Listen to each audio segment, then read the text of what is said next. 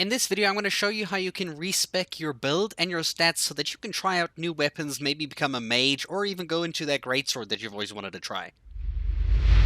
So now in order to actually respec, you have to have unlocked this location over here at Raya Academy, and you have to have fought Queen Renala and have beaten her in battle, and once you've beaten her in battle, she will be available at this spot right over here. You should know where this is if you've actually done the battle. After you've defeated her, she'll be here carrying a kind of like egg baby thingy, and you can speak to her in order to do two things. One of those options is cosmetics, where you can actually change your base character, their appearance that you chose at the beginning of the game, you can change it again. Or you can go for the rebirth option using a larval tear. Now these are items that you'll find in the game. I'll show you some good places to actually find them.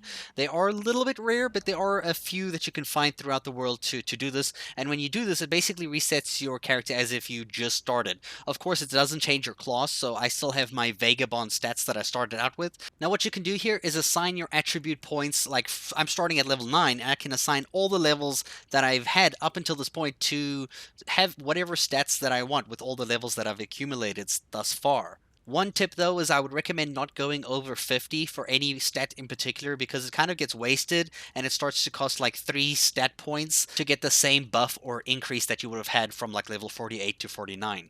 So go ahead and place all the attribute points that you want into the build that you're trying to create, and then yeah, you just spend a larval tier to do this, and voila, that is it. My character is now set to use something like a strength-based weapon with a 22 faith requirement, and I can now play the game in a completely different way.